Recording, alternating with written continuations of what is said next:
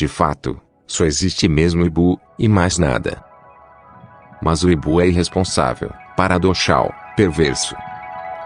Só existe um único Ibu e ele se comporta como se fossem 4 bilhões ou mais.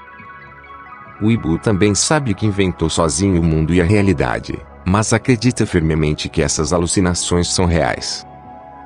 Poderia ter sonhado uma realidade agradável, sem problemas, mas insistiu em imaginar um mundo miserável, embrutecido e contraditório. Sonhou uma realidade na qual é constantemente atormentado por conflitos, catástrofes, crises.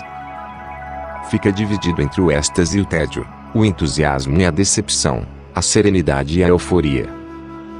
Tem um corpo que requer 2.000 calorias por dia, que fica cansado, resfriado, doente e espelha esse corpo a cada 70 anos, mais ou menos, um monte de complicações desnecessárias. O mundo externo do Ibu também é um pesadelo contínuo. Perigos enervantes o mantêm entre o heroísmo e o medo. No entanto, ele poderia encerrar esse drama horroroso suicidando-se e desaparecendo para sempre. Já que só existem um único Ibu e universo que ele criou para si mesmo, não tem que se preocupar com dependentes que sobrevivem, amigos chorosos, contas a pagar, etc. Sua morte seria completamente sem consequências. Natureza, humanidade, história, espaço, lógica, tudo desaparece com ele. A barra pesada do Ibu é completamente voluntária, e no entanto ele diz que não passa de uma peça do jogo. Para que mentir tanto assim? Aparentemente, o Ibu está apaixonado por seu tortuoso pesadelo masoquista. Ele até protegeu cientificamente esse pesadelo contra o nada. Define o sonho como irreal, assim o pesadelo se torna o sonho da irrealidade de sonhar. O Ibu se trancou na armadilha da realidade. Leis naturais, lógica, matemática, fatos científicos e responsabilidades sociais formam as paredes dessa armadilha. Enquanto o Ibu insiste em sonhar sua própria impotência, o poder vem de instâncias superiores às quais ele deve obedecer: Deus, vida, Estado, moral, progresso, bem-estar, futuro, produtividade. Com base nessas pretensões ele inventa o sentido da vida, que, é claro, nunca pode alcançar. Sente-se constantemente culpado, e se mantém numa tensão infeliz na qual esquece de si mesmo e de seu poder sobre o mundo.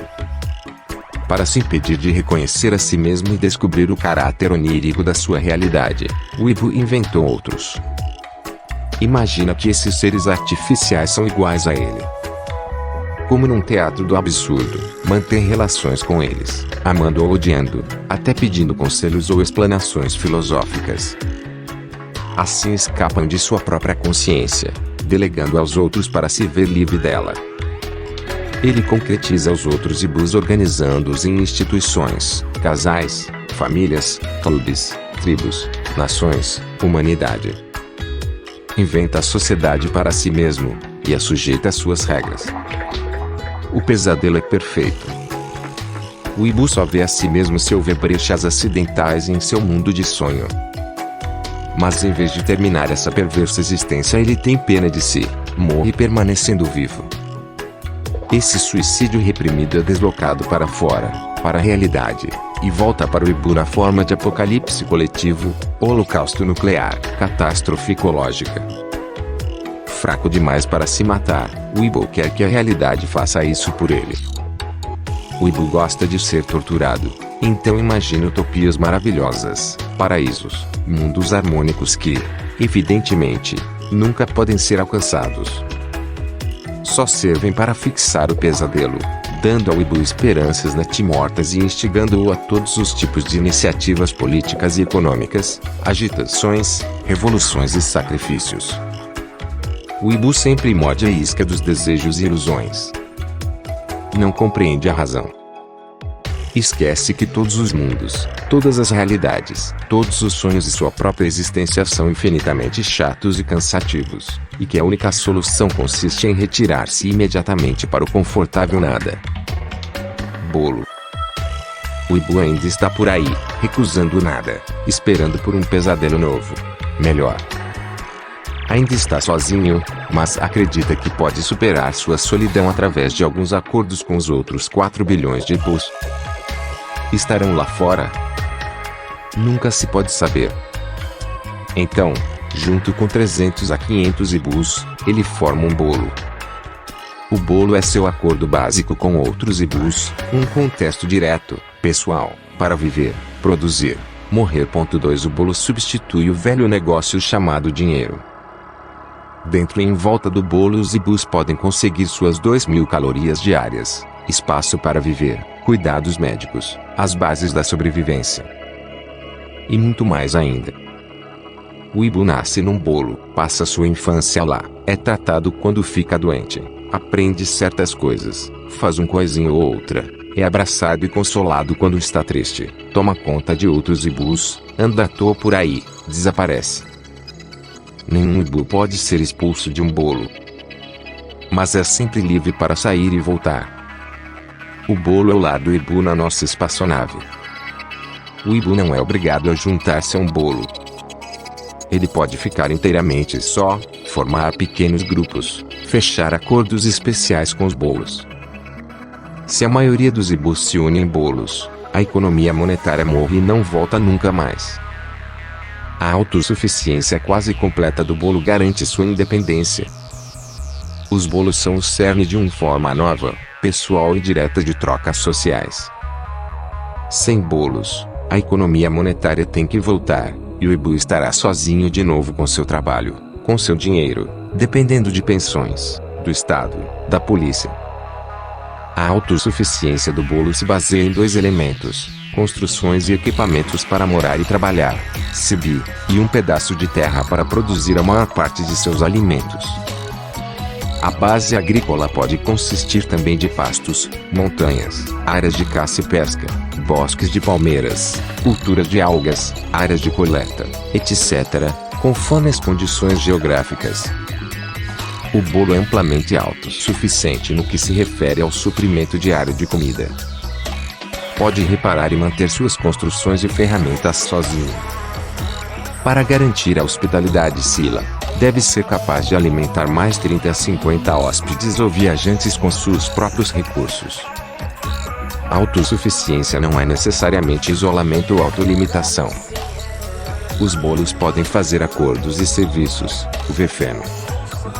Essa cooperação é biomultilateral, não planejada por uma organização central, é inteiramente voluntária. O próprio bolo pode escolher seu grau de autarquia ou independência, de acordo com a sua identidade cultural, Nima. O tamanho e o número de habitantes dos bolos podem ser a grosso modo idênticos em todas as partes do mundo. Suas funções básicas e obrigações, Sila, são as mesmas em qualquer lugar. Mas seu território, arquitetura, organização, cultura e outras formas ou valores, se é que existem, podem ser múltiplos. Nenhum bolo é igual ao outro, assim como 2 ibus não são iguais. Cada ibu e cada bolo tem sua própria identidade. E bolo não é um sistema, mas uma colcha de retalhos de microsistemas. Bolos não têm que ser construídos em espaços vazios. Aproveitam as estruturas que já existem. Em cidades maiores, um bolo pode consistir de 1 ou 2 prédios, de um bairro pequeno ou de um complexo de prédios vizinhos. Você só tem que construir arcos de ligação e passarelas, usando os andares térreos como espaços comunais, abrindo passagens em certas paredes, etc. Assim, uma típica vizinhança antiga pode ser transformada num bolo como este. Moradias maiores e mais altas podem ser usadas como bolos verticais. No campo, um bolo corresponde a uma pequena aldeia, a um grupo de casas de fazenda, a um vale povoado. Um bolo não precisa ser unificado arquitetonicamente. No Pacífico Sul, um bolo é uma ilha de coral, ou mesmo um grupo de atóis menores. No deserto, o bolo pode nem ter localização precisa, ele é a própria rota dos nômades que o integram. Talvez os membros deste bolo só se encontrem todos 1 ou 2 vezes por ano. Em rios ou lagos, bolos podem ser formados por barcos. Podem existir bolos em antigas fábricas, palácios, adegas, navios de guerra, monastérios, sob os terminais da ponte Rio-Niterói, em museus, zoológicos, praias, campings, pavilhões, penitenciárias, shopping centers, no Maracanã e no Maracanãzinho, na Ilha Grande, no Ibirapuera. Os bolos vão construir seus ninhos em toda parte, e as únicas regras gerais são seu tamanho e suas funções. Algumas formas possíveis de bolos. Sila. Do ponto de vista do Ibu, a função do bolo é assegurar sua sobrevivência, tornar sua vida desfrutável, dar a ele um lar ou hospitalidade quando estiver viajando. O acordo entre o conjunto de bolos, bolo e um Ibu avulso é chamado Sila. Como o Ibu não tem dinheiro 3, nem emprego, nem obrigação alguma de viver num bolo, todos os bolos têm que garantir hospitalidade a qualquer Ibu que chegar. Todo bolo é virtualmente um hotel, qualquer Ibu um virtual hóspede não pagante. Somos todos hóspedes deste planeta, de qualquer modo. Dinheiro é um acordo social cujo cumprimento é forçado via polícia, justiça, prisões, hospitais psiquiátricos. Não é natural. Assim que essas instituições entram em colapso ou disfunção, o dinheiro perde o seu valor, ninguém consegue agarrar o ladrão, e quem não rouba é louco. 4 Como o acordo do dinheiro funciona mal, e está quase arruinando o planeta e seus habitantes, há interesse em substituí-lo por um novo arranjo, Sila. As regras da hospitalidade.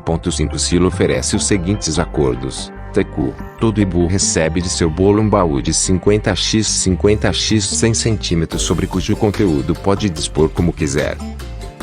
Yaru. Todo Ibu pode obter de qualquer bolo uma ração diária mínima de 2.000 calorias de comida local.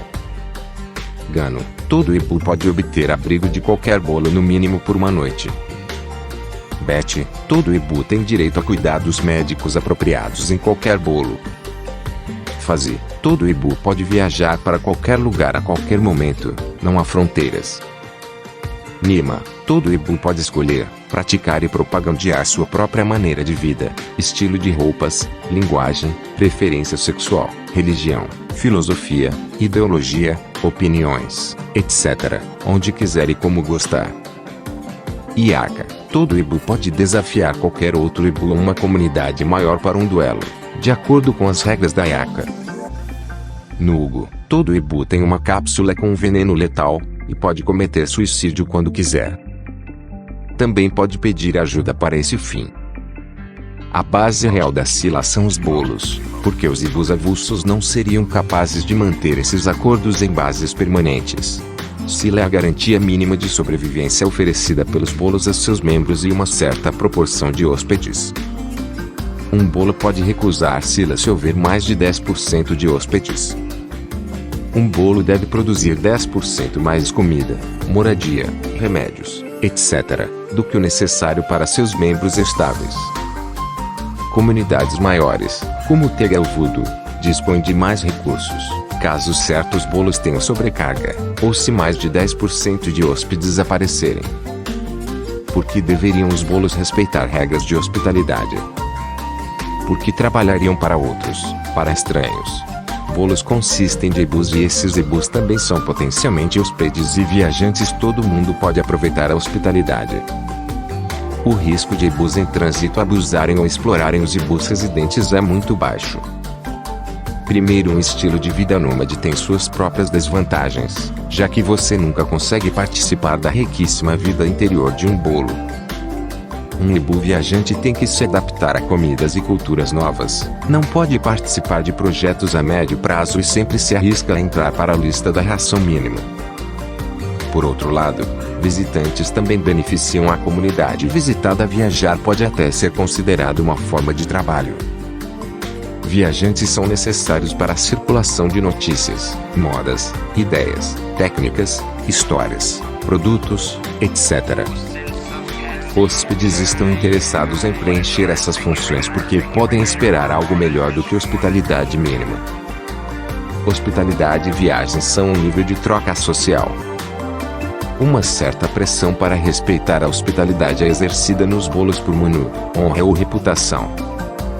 As experiências dos viajantes num bolo são muito importantes, já que os Ibus podem viajar para muito longe e falar deles em qualquer lugar.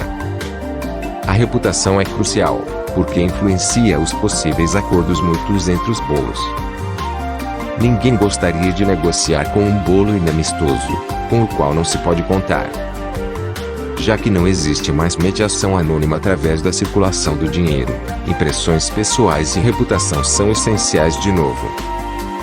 Por esta ótica, bolos são como linhagens aristocráticas, e o que forma sua imagem é a honra. Então, junto com 300 a 500 hibus, ele forma um bolo. O bolo é seu acordo básico com outros hibus, um contexto direto, pessoal, para viver, produzir, morrer. Taku. O primeiro e mais notável componente da sila é o taku, uma caixa feita de folhas resistentes de metal ou madeira, mais ou menos assim.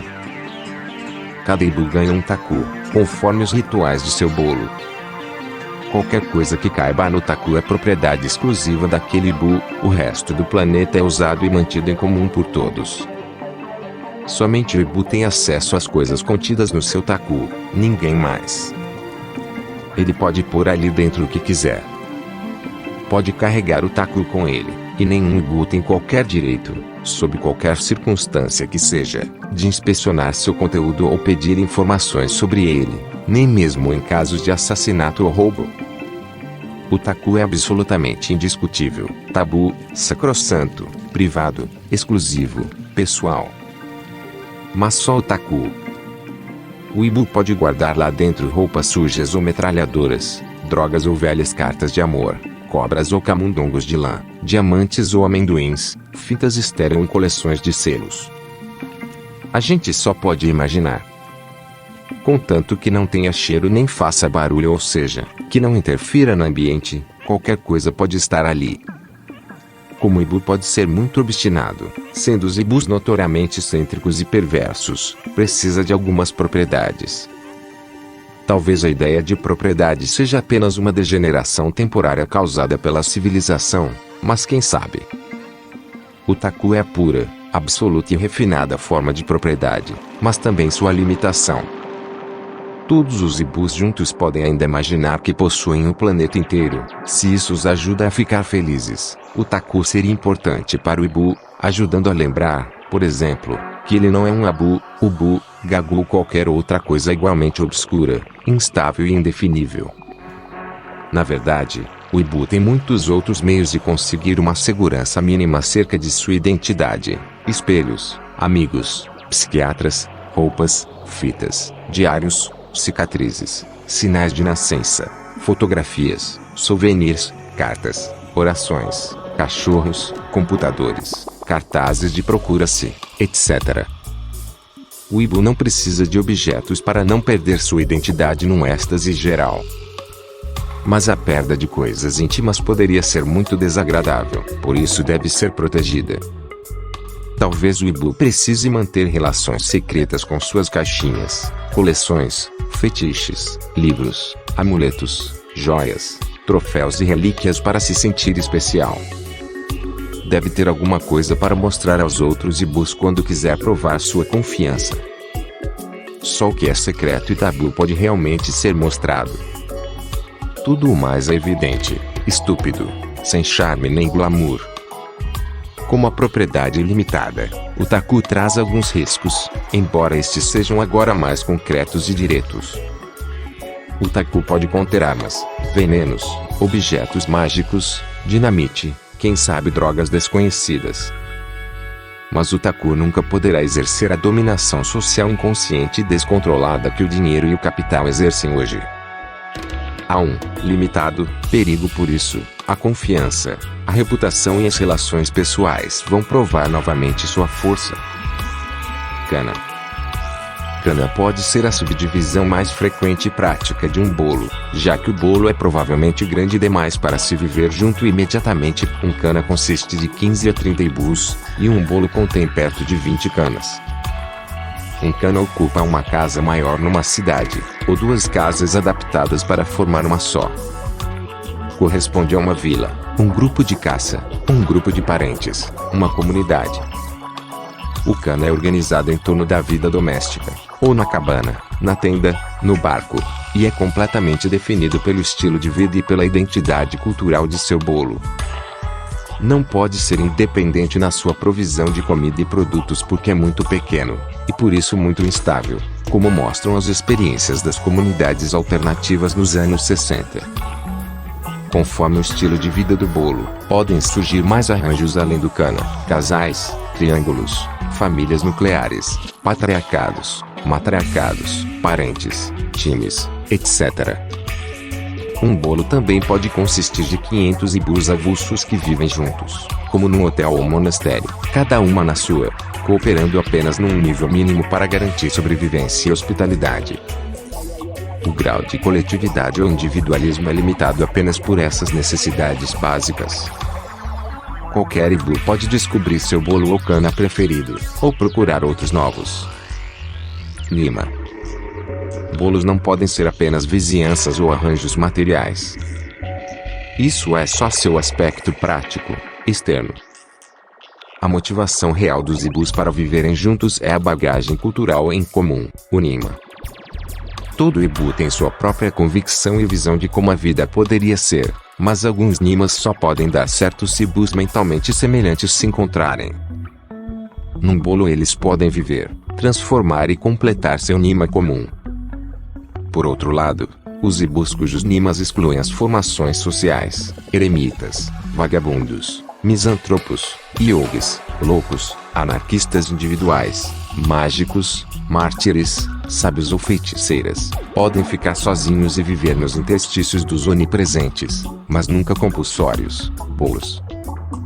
O Nima contém hábitos, estilo de vida, filosofia, valores e interesses, estilos de vestir, cozinha, maneiras, comportamento sexual, educação, religião, arquitetura, artesanato, arte, cores, rituais, música, dança, mitologia, pintura corporal, tudo quanto pertence a uma identidade ou tradição cultural.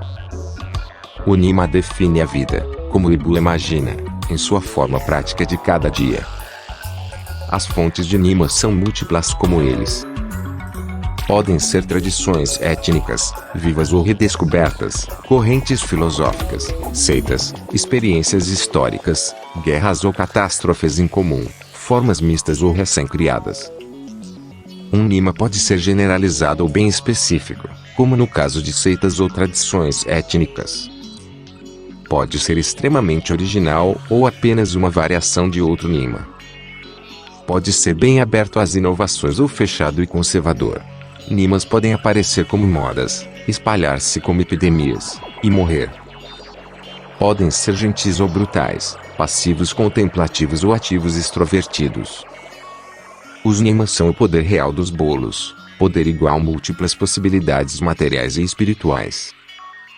Como qualquer tipo de Nima pode surgir, é também possível que panelinhas brutais, patriarcais, repressivas, estúpidas, fanáticas e terroristas possam se estabelecer em alguns bolos.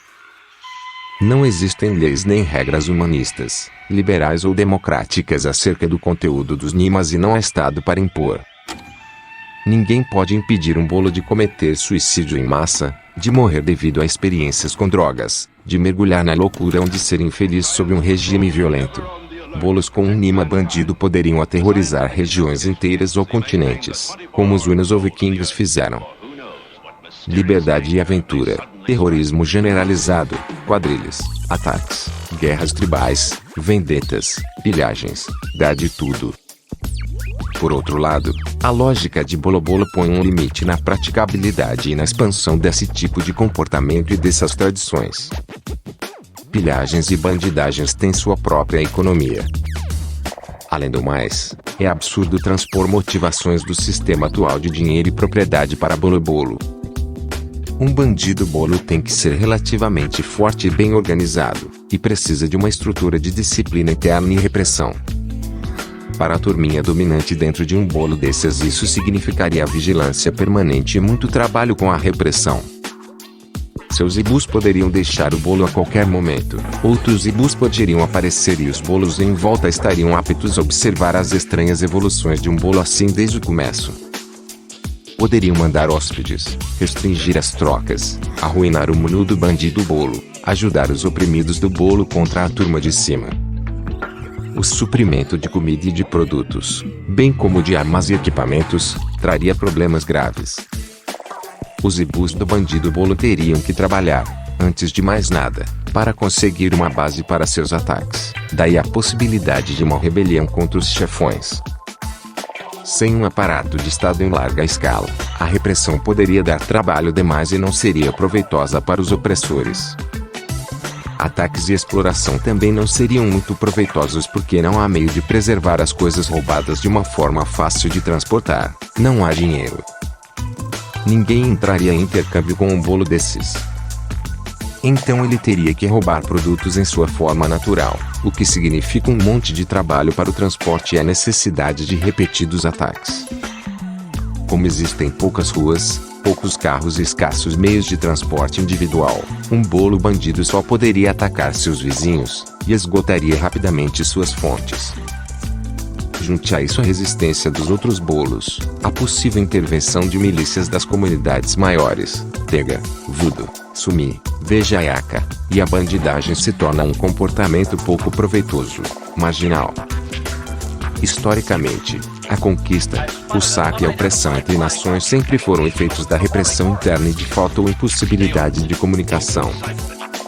Nenhuma dessas causas pode existir em bolo-bolo. Os bolos são pequenos demais para uma repressão efetiva, e ao mesmo tempo os meios de comunicação são bem desenvolvidos, redes telefônicas, redes de computadores, facilidade de viajar, etc.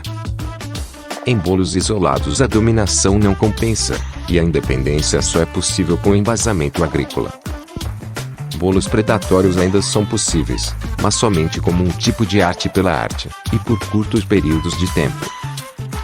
De qualquer modo, por que começaríamos tudo isso de novo agora que temos à nossa disposição as experiências da história? E quem seriam os controladores do mundo se não fôssemos mais capazes de compreender essas lições? Numa grande cidade poderíamos encontrar os seguintes bolos: Lítero bolo, Sim bolo, Sado bolo, Maso bolo, Vege bolo, Gay bolo, Franco bolo, Ítalo bolo, Pleia bolo, Não bolo, Retro bolo, So bolo, Blue bolo, Rock bolo, Paleo bolo, Dia bolo, Punk bolo, Krishna bolo, Taro bolo, Dharmi bolo, Jesus bolo, Tal bolo, Mar bolo, Necro bolo, Coco bolo, Parabolo, Basquete bolo, Coca bolo, Encapa bolo, Inte bolo, Índio bolo, Mono bolo, Metro bolo, Acro bolo, Proto bolo, Eva bolo, Macho bolo, Ebro bolo, Ruivo bolo, Freaque bolo, Careta bolo, Piramido bolo, Max bolo, Tara bolo, Logo bolo, Mago bolo, Anaco bolo, Eco bolo, Dada bolo, Digito bolo, Subur bolo, Bom bolo, Super bolo, etc. Além disso, existem também os velhos bolos normais, onde os ibus têm uma vida comum, razoável e saudável, seja isso o que for. A diversidade de identidades culturais destrói a moderna cultura de massas e as modas comerciais, mas também é padronizada a linguagem nacional. Como não há um sistema escolar centralizado, cada bolo pode falar sua própria linguagem ou dialeto. Podem ser línguas do que já existem, gírias ou linguagens artificiais. Assim a linguagem oficial, que funciona como meio de controle e dominação, decai, e daí resulta uma espécie de caos babilônico, isto é, uma ingovernabilidade. Através da desinformação. Como essa desordem linguística poderia causar alguns problemas aos viajantes, ou em emergências, existe a Zapili, um vocabulário artificial de alguns termos básicos que pode ser facilmente aprendido por todo mundo. A Zapili não é verdadeiramente uma linguagem, pois consiste de apenas algumas palavras, como ibu, bolo, sila, nima, etc., e seus respectivos sinais, para os que não podem ou não querem falar. Com a ajuda de Azapili, todo ibu pode obter em qualquer lugar coisas básicas como comida, abrigo, tratamento médico, etc. Se quiser entender melhor um bolo de língua estrangeira, vai ter que estudar. Como o ibu agora tem um montão de tempo, não terá problemas. A barreira natural da linguagem também é uma proteção contra a colonização cultural. Identidades culturais não podem ser assimiladas de uma forma superficial. Você realmente tem que se relacionar como todos os elementos, passar algum tempo com as pessoas,